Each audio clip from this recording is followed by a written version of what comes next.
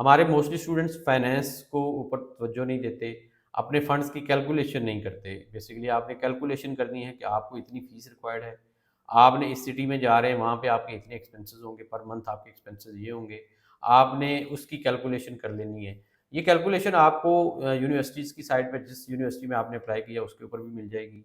इसके अलावा different sites के ऊपर भी मिल जाएगी और अगर आप किसी अच्छे जो ये डील करता है कंसल्टेंट से भी बात करेंगे, वो भी आपको ये सारी गाइडेंस दे देगा कि भाई आपको इतने फंड्स रिक्वायर्ड हैं। आपने वो सारी कैलकुलेशन करके अपने फंड्स को आपने पर्सनल अकाउंट या कोई आपका ब्लड रिलेटिव का कोई रिश्तेदार है, जैसे आपके पेरेंट्स हैं, जैसे आपका भाई है, बहन है, वालदा है, उसके अकाउंट से आप शो कर सकते हैं।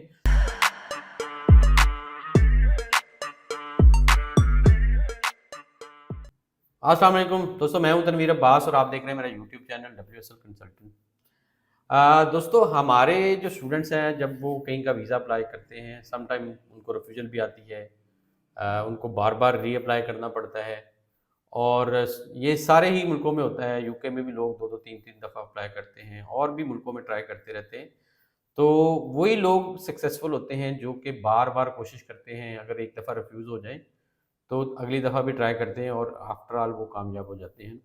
आज का जो हमारा टॉपिक है वो भी इसी तरह से है कि how to reapply F1 USA study visa after rejection. Rejection के बाद आपने यूएसए का स्टडी वीज़ा कैसे अप्लाई करना है, किन किन बातों का ख्याल करना है, क्या क्या चीज़ें आपने दोबारा से नहीं करनी है और किन किन चीज़ों को आपने दोबारा से करना है। आपने अपनी रीज़न्स को देखना है कि कौन कौन सी रीज़न्स की वजह से आपका वीज़ा रिफ्यूज़ हुआ और आपने कोशिश करनी है उन रीज़न्स को आप दोबारा रिपीट ना करें। तो आज की इस वीडियो में हम वो सारी चीज़ें डिस्कस करने की कोशिश करेंगे कि आपके सामने रखेंगे, ताकि अगर आपका भी वीज़ा रिफ्यूज़ हुआ है तो आप वो पॉइंट्स जो है उनको सॉर्ट आउट करें, उनको हल करें और दोबारा से रीअप्लाई कर सकें। वीडियो आखिर तक देखें ताकि कोई भी इंपॉर्टेंट इन्फॉर्मेशन आपकी मिस ना हो, स्किप ना हो जाए। मज़ीद आगे बढ़ने से पहले अगर आपने हमारा चैनल सब्सक्राइब नहीं किया तो वो भी कर लें, ताकि आने वाले दिनों में जो भी स्टडी के ऊपर, विज़िट के ऊपर, वर्क के ऊपर वीडियोज़ आती हैं वो आपको टाइम से मिलती रहे। और अगर आप भी इंटरेस्टेड हैं, अगर आप भी अप्लाई करना चाहते हैं तो आप हमारे दिए हुए नंबर पर रब्ता करके अपने डॉक्यूमेंट सेंड करें, असेसमेंट करवाएँ और उसके बाद अगर आपको लगता है कि आप अप्लाई बाकी सारी रिक्वायरमेंट्स पूरी करते हैं तो फिर आप ज़रूर अप्लाई करें। दोस्तों, अब आते हैं हम टॉपिक की तरफ। सबसे पहले बात करते हैं, आपने सबसे पहले देखना है कि कॉमन रीज़न्स कौन-सी हैं जिनकी वजह से जो वीज़ा रिफ्यूज़ होता है। आपने उन कॉमन रीज़न्स को जो है दोबारा से रिपीट नहीं करना। मैं आपके सामने वो कुछ कॉमन रीज़न्स रखता हूँ जिनकी वजह से वीज़ा रिफ्यूज़ होता है। सबसे पहला जो होता है रीज़न्स होती है लैक ऑफ फाइनेंसेस। हमारे मोस्टली स्टूडेंट्स फाइनेंस को ऊपर तवज्जो नहीं देते, अपने फंड्स की कैलकुलेशन नहीं करते। बेसिकली आपने कैलकुलेशन करनी है कि आपको इतनी फ़ीस रिक्वायर्ड है, आपने इस सिटी में जा रहे हैं, वहाँ पे आपके इतने एक्सपेंसेस होंगे, पर मंथ आपके एक्सपेंसेस ये होंगे, आपने उसकी कैलकुलेशन कर लेनी है। ये कैलकुलेशन आपको यूनिवर्सिटीज़ की साइट पे जिस यूनिवर्सिटी में आपने अप्लाई किया उसके ऊपर भी मिल जाएगी। इसके अलावा डिफरेंट साइट्स के ऊपर भी मिल जाएगी और अगर आप किसी अच्छे जो ये डील करता है कंसल्टेंट से भी बात करेंगे, वो भी आपको ये सारी गाइडेंस दे देगा कि भाई आपको इतने फंड्स रिक्वायर्ड हैं। आपने वो सारी कैलकुलेशन करके अपने फंड्स को आपने पर्सनल अकाउंट या कोई आपका ब्लड रिलेटिव का कोई रिश्तेदार है, जैसे आपके पेरेंट्स हैं, जैसे आपका भाई है, बहन है, वालदा है, उसके अकाउंट से आप शो कर सकते हैं। तो आपने इन फाइनेंसेस को उसके अकाउंट में शो करना है। तो इसको आपने ख़्याल रखना है कि आपके फाइनेंसेस पूरे हों, सोर्स ऑफ इनकम भी उसके साथ लगा होना चाहिए। तो अगर ये चीज़ें आपकी होंगी तो आपको इस वजह से रिफ्यूजन नहीं आएगी। तो लैक ऑफ फाइनेंसेस जो है ये हमारा पहला पॉइंट है, पहला वो ऐसा रीज़न है जिसकी वजह से मोस्टली वीज़ा रिफ्यूज़ होते हैं। दोस्तों, दूसरा जो पॉइंट है no intent to return home. हमारे मोस्टली स्टूडेंट्स जो है उनकी इंटेंशन होती है, मैं आपको ये सच्ची बात करता हूँ कि उनकी इंटेंशन यही होती है कि उन्होंने वापस नहीं आना, उन्होंने वहाँ जाकर सेटल हो जाना है। लेकिन जब आप इस इंटेंशन को अपने डॉक्यूमेंटेशन में या आप अपना जो SOP या लिख रहे होते हैं, अपना मोटिवेशन लेटर लिख रहे होते हैं, उसके अंदर अगर आप शो करेंगे तो फिर आपके लिए वीज़ा लगने के चांस बिल्कुल खत्म हो जाता है। आपने यही शो करना है, आपने अपनी इंटेंशन को शो करना है, आपने ऐसी कोई चीज़ें ज़रूर अपने मोटिवेशन लेटर में, SOP में लिखनी है कि वीज़ा ऑफ़िसर को लगे कि आपने पाकिस्तान में आके या वापस अपने मुल्क में आकर ये काम करने हैं, तो इसलिए आपकी इंटेंशन जो है आप वापस आने की है। इसके अलावा आपने अपनी होम टाइज़ को बेहतर करके शो करना है कि आपने क्यों वापस आना है, ये सारी चीज़ें आपने अच्छी तरीके से मेंशन करनी है। अगर आप ये इन चीज़ों को बेहतर कर देंगे, आपके इंटेंशन वापस आने की ज़्यादा अच्छी हो जाएगी तो आपका वीज़ा लगने के चांसेस भी उतने अच्छे हो जाएँ, अदरवाइज़ आपका वीज़ा रिफ्यूज़ हो सकता है। तीसरा जो इम्पोर्टेंट पॉइंट है वो है false, incorrect incorrect and missing documents. आपके कोई डॉक्यूमेंट्स मिसिंग नहीं होने चाहिए। जो डॉक्यूमेंट्स अगर आपने चेक लिस्ट में उन्होंने मांगे हुए हैं वो आपने पूरे लगाने हैं। इसके अलावा जो डॉक्यूमेंट्स आपने खुद अपने एसओपी या मोटिवेशन लेटर में बताए हैं उनको भी आपने लगाना है, और कोई फॉल्स इन्फॉर्मेशन नहीं देनी। आपने कोई ऐसी मिसलीडिंग इन्फॉर्मेशन नहीं देनी जो कि अगर वेरिफिकेशन हो जाए और वो आपकी प्रूफ ना हो सके। समटाइम वेरिफिकेशन होती है और वो समटाइम डॉक्यूमेंट्स जो है वो अप्रूव नहीं होते, या उनका पता लगता है कि यार ये लोग एक्सपीरियंस लेटर फेक लगा देते हैं और बाद में पता चलता है कि जी वो फेक एक्सपीरियंस लेटर जिस आपने कंपनी ऑर्गेनाइजेशन का लगाया था वहाँ पर उन्होंने ईमेल कर दी, या पर उन्होंने कॉल कर लिया और आप पता चला कि आपको जो है ना वहाँ पर तो आप जॉब ही नहीं करते थे, तो आपका वीज़ा रिफ्यूज़ हो गया। इसलिए आपने फेक फॉल्स इन्फॉर्मेशन नहीं देनी, इनकरेक्ट डॉक्यूमेंट्स नहीं लगाने और मिसिंग डॉक्यूमेंट्स नहीं रखने। इस चीज़ का आपने ध्यान रखना है। चौथी इम्पोर्टेंट जो आपकी है रीज़न है वो है एकेडमिक प्रोग्राम जो है उसका रेलेवेंट ना होना। एकेडमिक प्रोग्राम आपका रेलेवेंट होना चाहिए। जिस एकेडमिक प्रोग्राम में आप एडमिशन लेने जा रहे हैं और जो आपकी प्रीवियस स्टडी उसकी रेलेवेंसी बड़ी इंपॉर्टेंट होती है। आपने इसको ध्यान में रखना है। अगर आपने गलत प्रोग्राम सेलेक्ट कर लिया, वो बिल्कुल इर्रेलेवेंट है। आपने इंजीनियरिंग पढ़ते रहे, अब आपने इंग्लिश में एडमिशन ले लिया, या आप जो है पहले आपने ग्रेजुएशन जो है वो की हुई है, सिंपल बीए किया हुआ है, अब आप जाके बीबीए या कोई टेक्निकल डिप्लोमा की या डिग्री की तरफ जाते हैं, तो आपका बिल्कुल इर्रेलेवेंट प्रोग्राम बन जाता है। उससे भी आपके वीज़ा के चांसेस जो है वो कम हो जाते हैं और आपका रिफ्यूज़ल आती है। पाँचवीं जो बड़ी इंपॉर्टेंट रीज़न है वो है लेट एप्लीकेशन। जब आपने अपनी एप्लीकेशन फ़ाइल करनी है और आपका जब क्लासेस स्टार्ट होनी है उसके दरमियान में एक बड़ा ही टाइम होना चाहिए कि आप आसानी से ट्रैवल करके वहाँ पर पहुँच सकते हैं।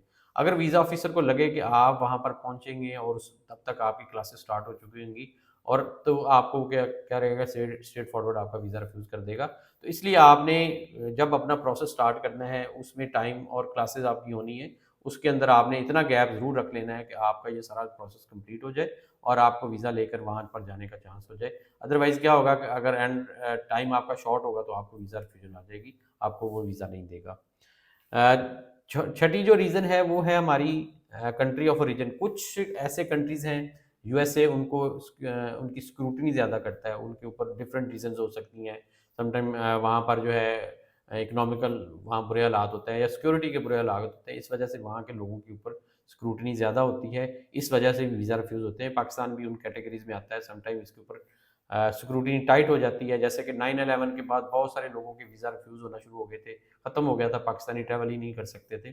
तो एक बड़ा अरसा जो है वो फिर लोगों को वीज़ा नहीं मिलने, उससे पहले धड़ाधड़ वीज़े मिल रहे थे यूएसए के, लेकिन 9/11 जैसे ही हुआ था उसके बाद जो एलिजिबल भी लोग थे उनको भी वीज़ा रिफ्यूज़ होते रहे।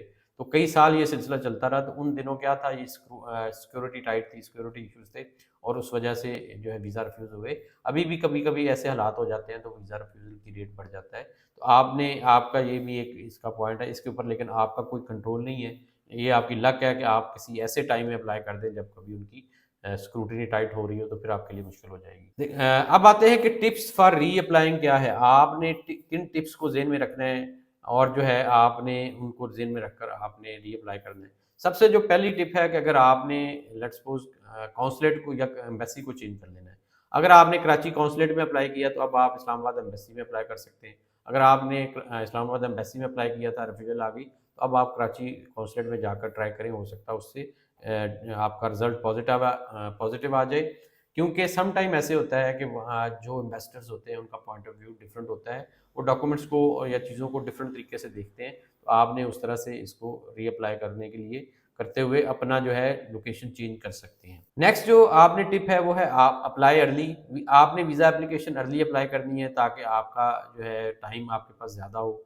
इसके ऑलरेडी मैं बात कर चुका हूँ, लेकिन इसको आपने ज़हन में रखना है कि आपने टाइम इस तरह से शेड्यूल करना है कि आपके पास टाइम क्लासेस वहाँ से जाकर क्लासेस लेने का टाइम होना चाहिए। तीसरा पॉइंट है बी पोलाइट एंड प्रोफेशनल। आपने जब इंटरव्यू देना है तो आपने पोलाइट रहना है, हार्श नहीं होना, गुस्सा नहीं होना। अगर आपसे कोई वो सम टाइम कोशिश करते हैं कि आपसे इर्रेलेवेंट या बार-बार रिपीटिंग क्वेश्चन पूछते हैं, तो ताकि आपका जो है बिहेवियर चेक किया जा सके, तो वो अगर आपने उसको पोलाइट रहना है और उनको अच्छे तरीके से रिप्लाई करते हैं। आपने फाइनेंशियल डॉक्यूमेंट्स के ऊपर ध्यान देना है। नेक्स्ट टिप है कि फाइनेंशियल डॉक्यूमेंट्स को आपने अच्छी तरह से रेडी करना है। सोर्स ऑफ इनकम लगाना है, अपनी या अपने ब्लड रिलेटिव की जो आपकी स्टेटमेंट है उसको लगाना है, तो इससे आपका जो है इम्पेक्ट आएगा। पांचवी रीज़न है इंटेंट ऑफ रिटर्न को बेहतर करना, कि आपने अच्छी इंटेंट ऑफ रिटर्न को करना है, उसको अच्छे तरीके से लिखना है, अपनी होम टाइज को मैक्सिमम से मैक्सिमम शो करना है ताकि आपको इंटेंशन शो कि आपने वापस आना है। नेक्स्ट जो है कि अंडरस्टैंड ऑफ एकेडमिक प्रोग्राम, आपने अपने एकेडमिक प्रोग्राम को जब आपने सिलेक्शन करनी है, जिस यूनिवर्सिटी में आप एडमिशन ले रहे हैं, तो आपने कोशिश करनी है कि आपके रेलेवेंसी बहुत ज़्यादा अच्छी होनी चाहिए, उससे आपकी क्या होगा, आपकी मैक्सिमम सक्सेस हो जाएगी। नेक्स्ट जो रीज़न है सबमिशन टाइम का, आपने सबमिशन टाइम जो है उसको ध्यान में रखना है कि कब आप सबमिट करवा रहे हैं, किन किन डॉक्यूमेंट्स के साथ सबमिट करवा रहे हैं, और कब आपका जो है टाइम आएगा, कब आपको जो है कॉल आएगी, इन चीज़ों को आपने ज़हन में रखना है। नेक्स्ट जो रीज़न है, जो टिप है, वो है कि सीक प्रोफेशनल गाइडेंस। आपने प्रोफेशनल गाइडेंस ले लेनी है। आप कोशिश करें, अगर आपने पहले खुद से अप्लाई किया था और आपकी रिफ्यूजल आ गई, तो अब आप किसी और प्रोफेशनल के थ्रू अप्लाई करें, उससे गाइडेंस ले लें। वो हो सकता है वो आपके वो पॉइंट्स आपको हाईलाइट कर दे जो कि आपको नहीं समझ आ रहे, जो आपको नहीं पता चल रहा, और आपको कुछ ऐसी टिप्स दे दे जिनकी वजह से आपका वीज़ा रिफ्यूज़ हुआ है, अब आप उसको इम्प्रूव करके जाएँ और आपका वीज़ा लग जाए। तो इन चीज़ों को आपने ज़हन में रखना है, और अपनी जो रिफ्यूजल है उसको रिव्यू करना है। आपने देखना है किन किन पॉइंट्स के ऊपर आपकी रिफ्यूजल आई है, उन पॉइंट्स को आपने दोबारा से रिपीट नहीं करना। आप ये सारी चीज़ें करेंगे तो इंशाल्लाह मेरी उम्मीद है कि आपका वीज़ा लग जाएगा। और इसके अलावा अगर आपका इसके बारे में कोई क्वेश्चन है, कोई आप पूछना चाहते हो, कोई गाइडेंस लेना चाहते हो, तो आप हमें कमेंट्स में भेजें, अपने क्वेश्चन भेजें। इंशाल्लाह हम उसके ऊपर कोशिश करेंगे आपको रिप्लाई करें या उसके ऊपर आपको वीडियो बनाकर गाइड करें। दोस्तों, उम्मीद करता हूँ आपको वीडियो पसंद आई होगी। पसंद आई इसको लाइक और शेयर कीजिएगा। मज़ीद वीडियोज़ के लिए आप हमारा चैनल भी सब्सक्राइब कर सकते हैं। इसके साथ ही इजाज़त चाहता हूँ। अल्लाह हाफ़िज़।